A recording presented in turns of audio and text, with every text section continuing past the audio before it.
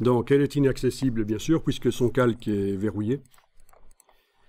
Et on va créer un premier bouton sur une partie de la carte.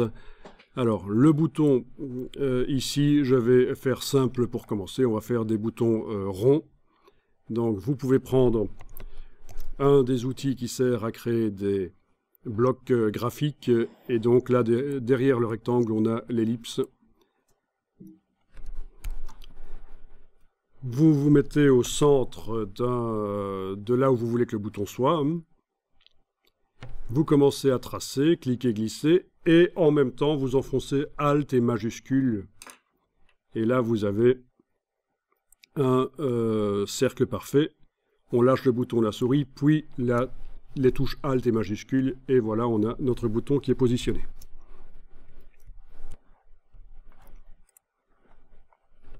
Alors on va lui mettre un look qui va être sans contour, et au niveau du fond, on va aller dans la palette nuancier, indiquer qu'on veut un fond de couleur d'une couleur. Voilà, vous choisissez la couleur que vous attribuez au fond de cet objet. On va le rendre transparent. Alors pour le rendre transparent, oui, vous avez ici un curseur qui concerne la transparence. Je vais aller chercher les choses là où elles se trouvent réellement. Je vous avais dit que la palette des options là au-dessus qui reprend des choses qui viennent des palettes, je ne vais pas trop en parler.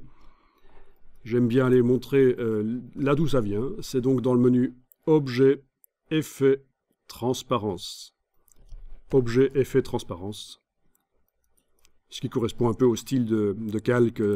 Style de calque, les effets spéciaux dans Photoshop. Ou à la palette aspect de Illustrator. Donc c'est ce qui correspond à ça. Mais là, on est dans InDesign. Avec la case aperçue, vous allez pouvoir faire bouger l'opacité.